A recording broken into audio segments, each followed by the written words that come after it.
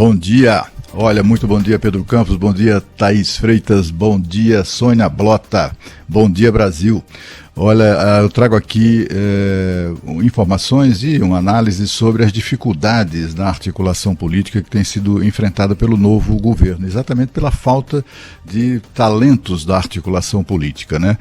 Talentos que eram abundantes no primeiro governo Lula, quando ele foi eleito lá em 2002, 20 anos depois, quando retorna à presidência da República em seu terceiro mandato, é ele e Deus, né? Não tem mais aquelas pessoas, aquele auxílio, aquele suporte que ele sempre teve naquela ocasião, né?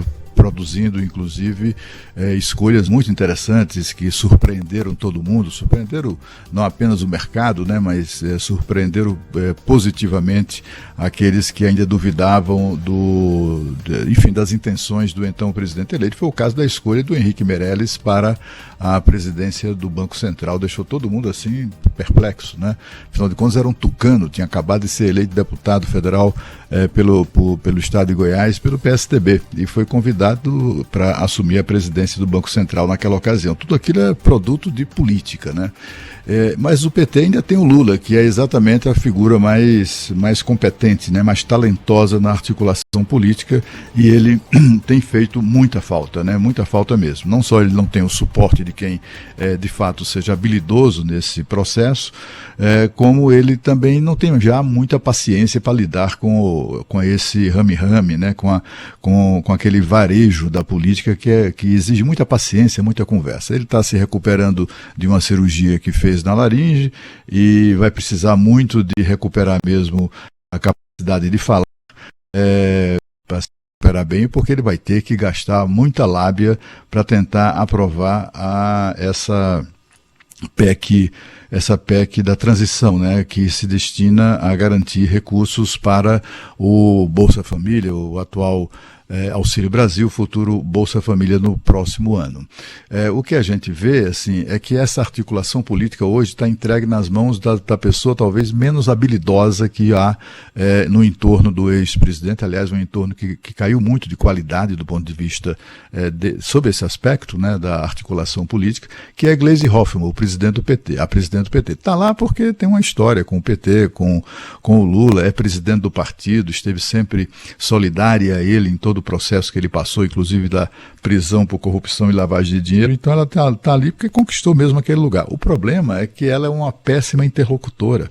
Ela, como tem um estado assim permanentemente beligerante, ela não tem nem sequer com quem conversar, né, do outro lado do balcão, digamos assim, né, os políticos que não são governistas ou que não apoiam o futuro governo, mas que precisam ser convencidos a aprovar essa PEC. O presidente do Senado já avisou que, como está, não aprova. Não tem como, não tem clima, não há votos. Na Câmara também há a mesma dificuldade. E qual é a dificuldade maior para esses articuladores que não conseguem articular nada? É que o futuro Congresso é ainda pior, né? O futuro Congresso renovado, né?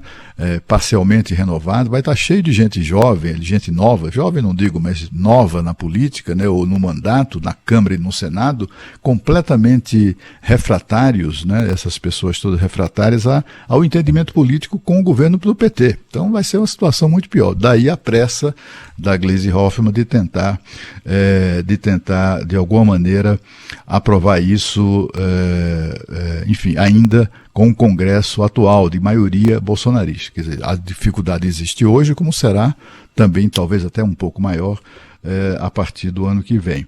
De qualquer maneira, se a articulação não se destaca, algumas pessoas na transição já mostram mesmo ali uma certa cancha, uma certa força, né, para ocupar cargos importantes no governo, cargos de ministério, inclusive. Enfim, o tempo ruge, eu só vou aqui mencionar os nomes, né, que estão claramente cotados para a área de Minas e Energia. É o caso de Maurício Tomasquim. Ele foi presidente de uma empresa estatal chamada Empresa Energética, né? E foi também ministro interino de Minas e Energia do governo de Dilma Rousseff. Ele, inclusive, tem assumido, a empresa que ele presidiu era a empresa de pesquisa energética, né?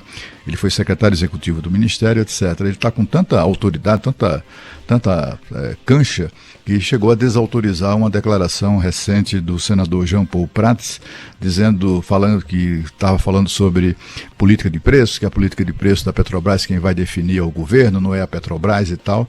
E aí o Tomás Maskin convocou uma coletiva para desautorizar claramente, com elegância, mas para desautorizar claramente o Jean Paul Prats. Então, anota esse nome, é muito possível que ele assuma uma posição, talvez, de ministro de Minas e Energia do futuro governo. Tem também uma figura que pode ser a presidente da Petrobras, que é Magda Chambriard.